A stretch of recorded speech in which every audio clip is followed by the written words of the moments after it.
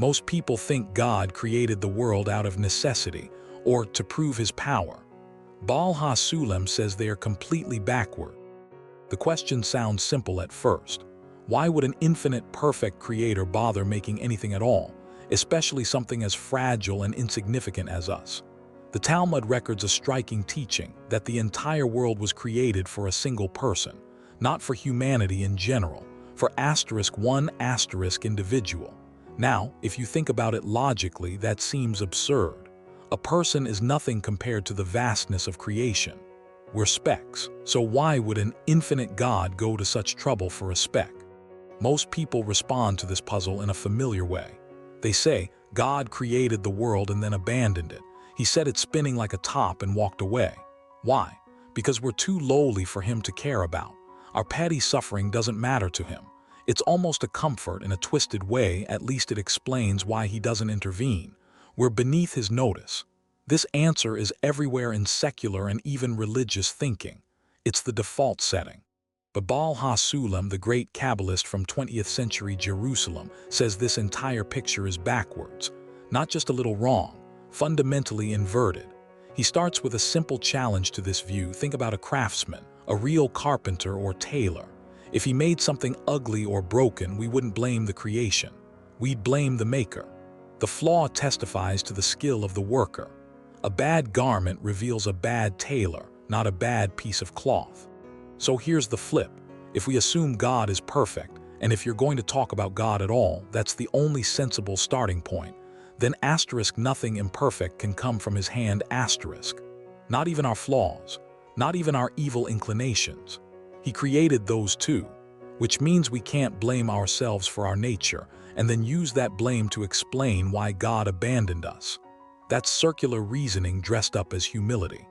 Baal HaSulam includes a story from the ancient rabbis. A man encounters Rabbi Elazar, and Elazar insults him for his ugliness. The man responds, "Go tell the craftsman who made me that he made a terrible instrument." The point cuts deep. If you say God created us and then abandoned us because we're unworthy, you're insulting the craftsman. You're saying the perfect creator made garbage. No thinking person would accept that about a human artisan. How could it be true of God? So the real answer requires something harder. We have to flip what seems obvious on the surface and accept the opposite. We are not worthless. We are not beneath his care. We are actually noble, worthy creatures of immeasurable importance, worthy of the one who made us. This isn't arrogance. It's the only logical conclusion if you truly believe God is perfect and created us intentionally. But here's the catch. Understanding why God cares requires understanding the purpose of creation itself. And you can't understand a process while it's happening. You only understand it by looking at the end goal. It's like trying to review a movie at the halfway point. You'll get it wrong. You need to see where it's going. Baal HaSulam is emphatic about this. Without knowing the final purpose, nothing makes sense. So what is that purpose? The sages were clear on this. God created the world for one reason alone, to give pleasure to his creatures, not to test them, not to punish them, not to prove anything, pure bestowal, pure giving. Everything exists so that God can bring joy to beings he created. That's the end goal. That's the plot.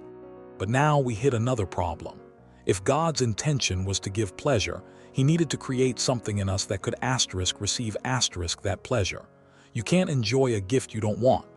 The capacity to enjoy depends on desire. Greater desire means greater pleasure. Lesser desire means less pleasure. It's simple. So if God wanted to give immense joy to his creatures, he had to create in us an immense capacity to desire, to want, to receive. This is the crucial insight. The will to receive, the desire itself, is not part of God's essence. God doesn't need anything. He doesn't desire. He's complete. So when he created this will to receive in us, he created something genuinely new, something that didn't exist before, something that exists outside of him. This is real creation, not just reshaping what already is, making something from nothing. And here's what's elegant about this. God didn't need to create anything else.